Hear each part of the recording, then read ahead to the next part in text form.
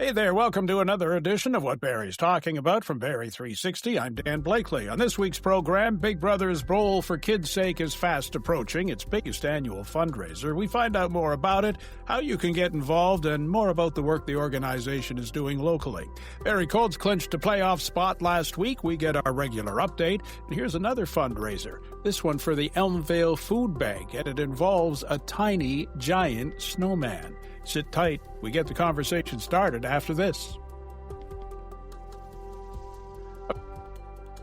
A few weeks out from Big Brothers, Big Sisters of Barrie and District's annual Bowl for Kids' Sake, enough time for you to get a team together, brush up on your strikes and spares, and help out an important organization. Executive Director Bre Lefebvre stopped by for a chat with Barrie 360's Ian MacLennan about the event and the work Big Brothers and Sisters is doing and how you can get involved in some way.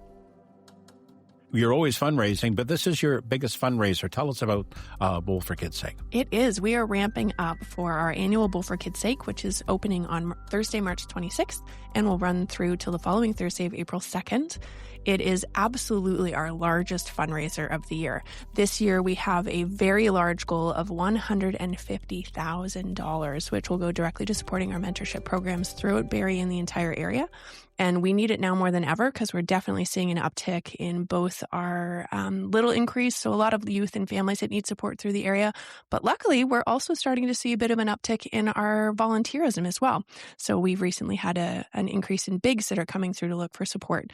So those funds will go to creating those matches, supporting those matches, and really ensure that youth have what they need.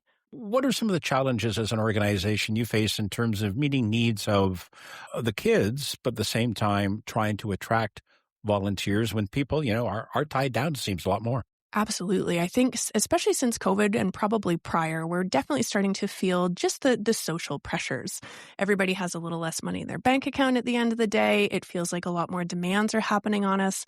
You only have to turn on the news for a very brief period of time and you start to feel some of that anxiety rise. And if we're feeling that as adults, our youth and children are definitely picking that up as well. The issue with that is that it does leave less money in order for people to donate and support other programs, not only our charity, but others as well. A little less involved for us to sometimes support our own kids. So now more than ever is really when we can bind together as a community and share what we have, both in time, in resources, in any extra finance that we have, because that to me is how we actually elevate all of each other up. And it helps to combat some of these stressors that we feel in our everyday day-to-day, while then also helping others and building a stronger Barrie.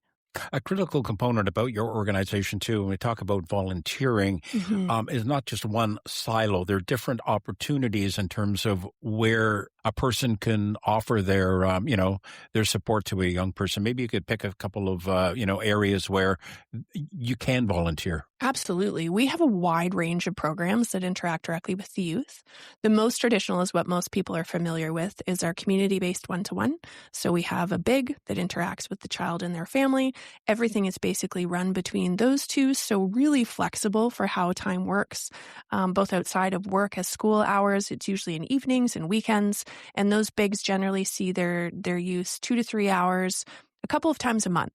So a little more involved because it is community-based. You can take them and enjoy the things that you both really enjoy doing. If you have new hobbies you'd like to share, most of our youth are really open to exploring new things, and it's highly flexible in your off time. We also have something similar called our in-school mentoring, which is, again, structured directly between the big and the little. The difference is that they only see each other at school.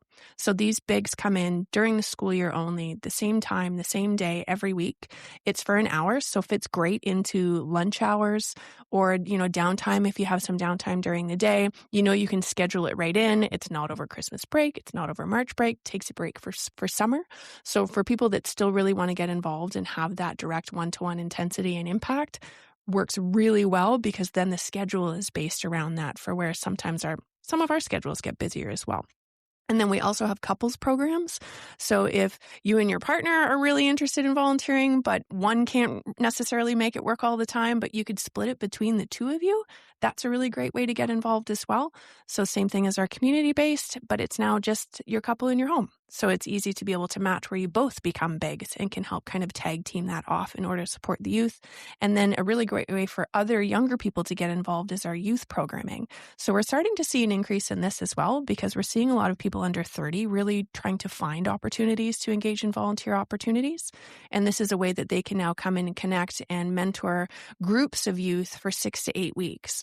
So those programs generally run 7 weeks. They're placed right within the schools. They go in and mentor with these groups based on a curriculum for a set period of time. So a really great way for people to get their feet wet, to interact with what our kids are, and in less of an intense program because it's only a 7-week commitment.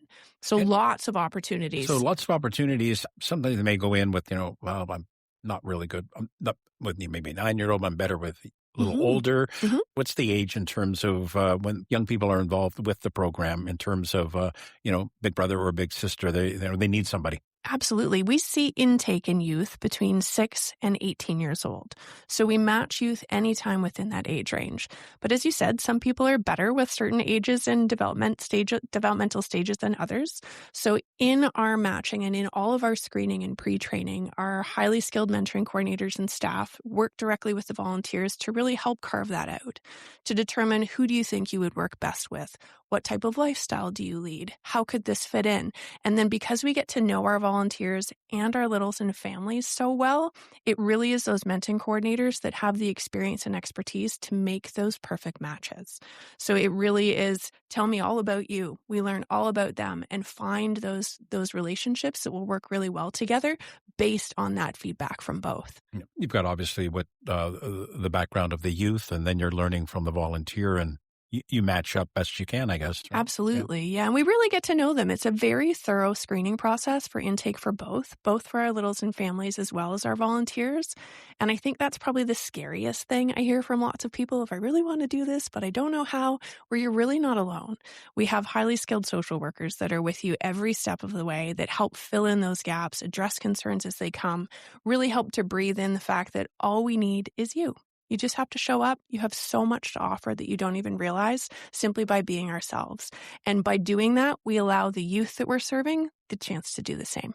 And it's about that quality time too. Somebody tell me that was involved with big brothers, big sisters that, no, I didn't spend a lot of money. This wasn't about putting down, dollars and cents. This was just about quality time and getting to know each other. Absolutely. And I think that you're right. That is absolutely one of the misconceptions, that it's something is going to cost you a lot, where it isn't.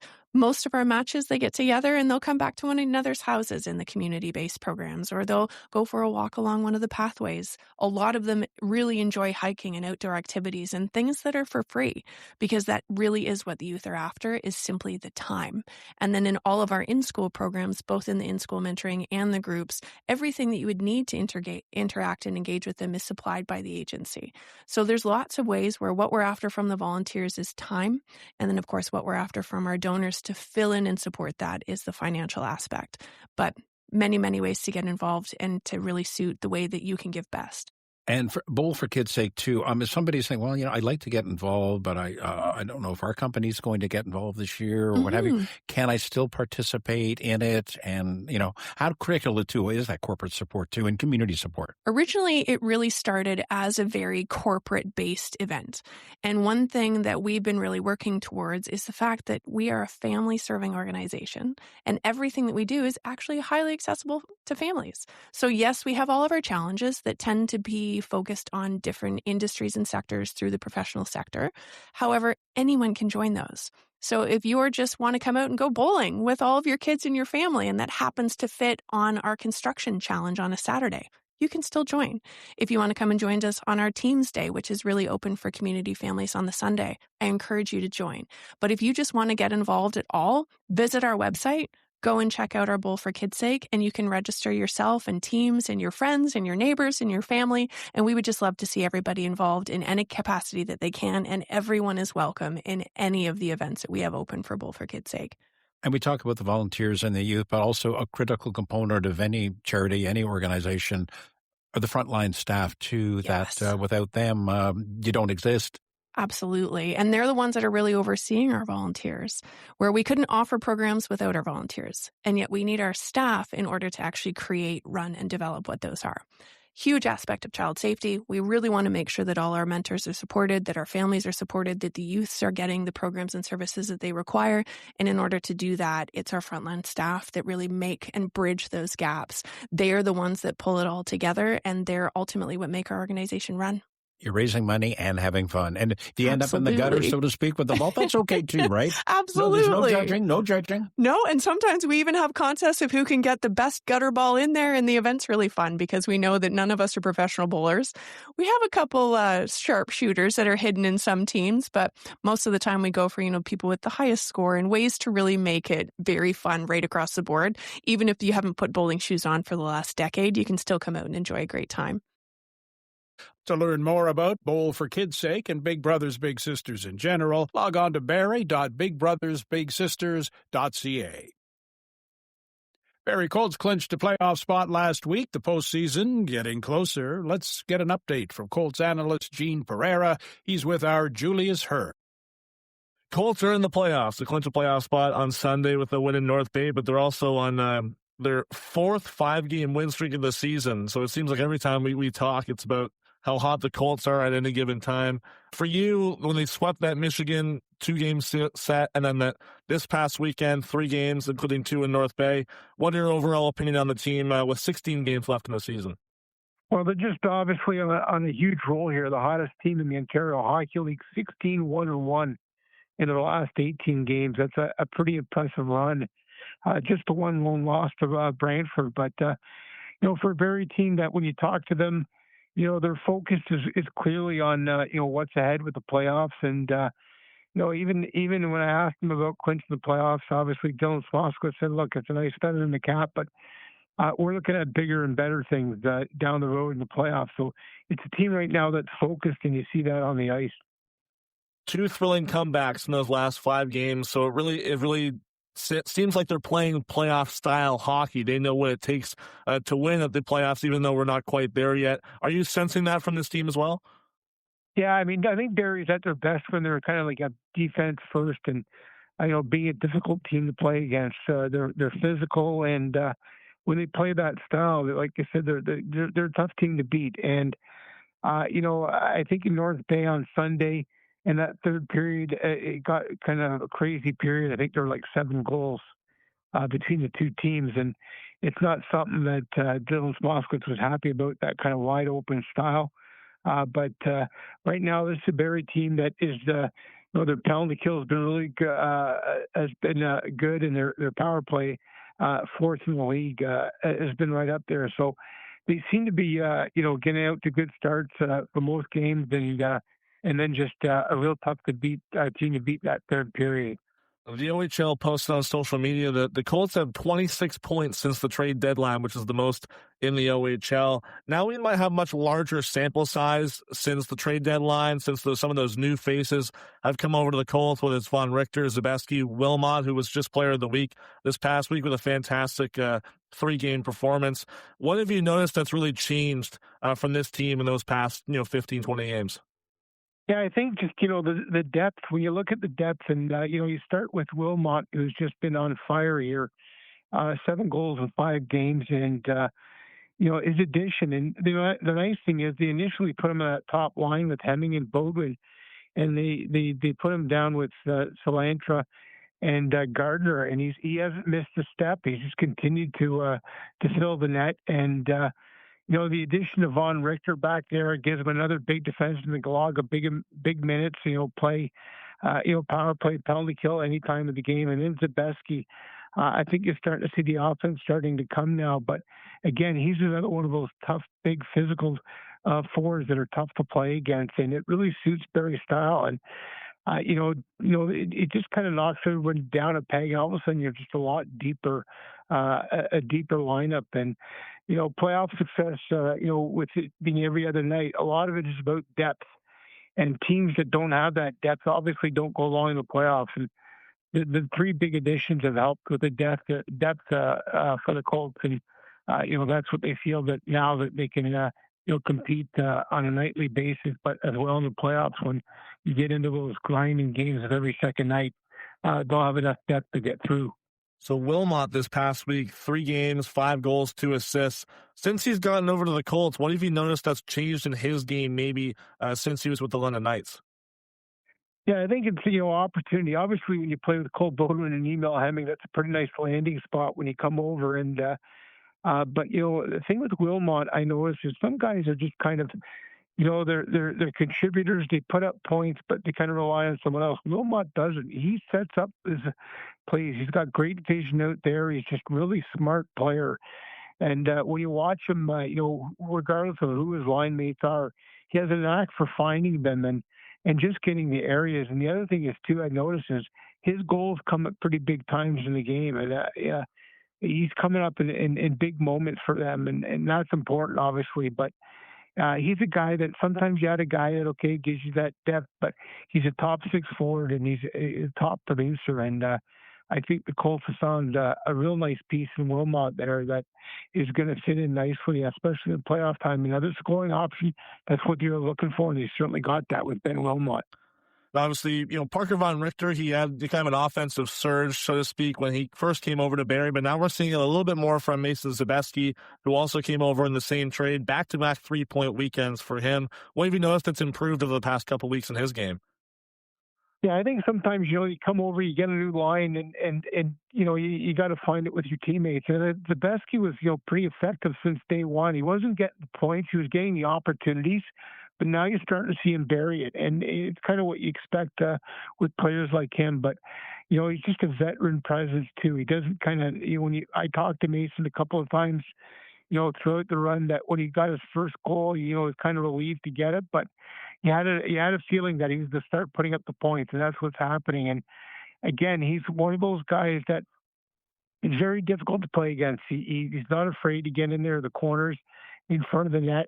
He's a big physical presence, and now you're seeing the offense come through. And I think it's just he's more comfortable and with his line mates, and that's a big factor. Sometimes it takes time, but he stepped right in with Hemming and Bowden, obviously.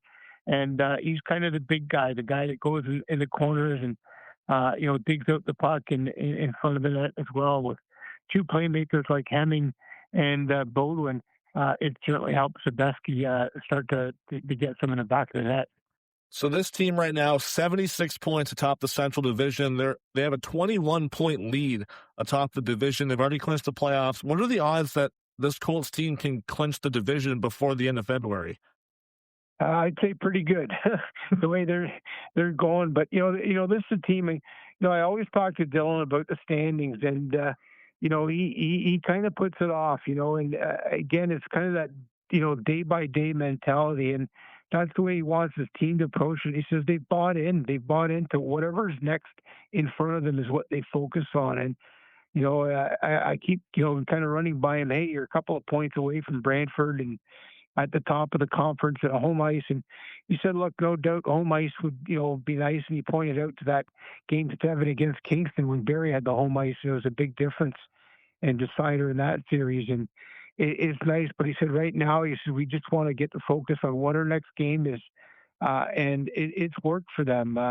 Because sometimes games can be traps where, you got a better team the next game than you do, down the road than you do at the next game. And you kind of takes away your focus. But they've been a very focused group, and I think that speaks to, why they've been on this incredible run. You mentioned the next game. It actually is against the Kingston Frontenacs on Thursday, and then a few days off actually before a family day matinee against the Ottawa 67s on the road. How are you expecting this weekend to kind of play out? Yeah, I mean, obviously you want to start at home again. Kingston again. Troy Mann, a really good coach there, and even though they've kind of taken a step to rebuilding, they're still a pretty tough team to play against. And that'll be a good test. Kingston has outstanding goaltending, and on home ice, I think Barrie looking to continue the success they've had on home ice. And then obviously a few days to get ready for Ottawa. I know they're going down on Sunday. They'll be there a day before meeting Ottawa Monday afternoon. And there's no doubt that's a game that everybody's got circled, the players, the coaches. Ottawa has been on an incredible tear themselves. They made some nice additions at the deadline. And I think a lot of people use these games, between these so-called heavyweights kind of measure up how you are. So it's going to be really real something to watch on a Monday afternoon to see two teams that have been red hot kind of collide in Ottawa. Before we go, I had one other kind of storyline that I know you guys have touched on a lot on the broadcast and the home games. It's Keyshawn Aitchison. There was talk earlier on the season that he might be able to challenge the single-season goals record for a defenseman in the OHL, but doesn't look like it anymore. He hasn't scored in his last 10 games. He's got 22 on the season so far. How have you, kind of seen his play over the last little stretch to maybe kind of fall out of contention of that record? Yeah, Keyshawn's getting chances, and look, I mean, it's a record for a reason. It's also tough to get, right? With defensemen, he was away at the World Juniors, and the thing with Keyshawn though is that his game, he's still that physical guy. He brings in so many other aspects of the game. He's a big time producer, and I think those goals will start coming again. A lot of them come off the power play and those one timers. That he's so good at with that big, heavy shot. But he's certainly getting shots to the net. And, it just, again, I mean, I think it was a nice feather in the cap for him, going after that record. I wouldn't be surprised to see him get hot down the stretch here. But again, I think Keyshawn's one of those guys that he wears that C on his jersey for a reason. You run it by him over and over and again. He kind of smiles when he talks about the record, but he's pretty happy to be getting the wins right now.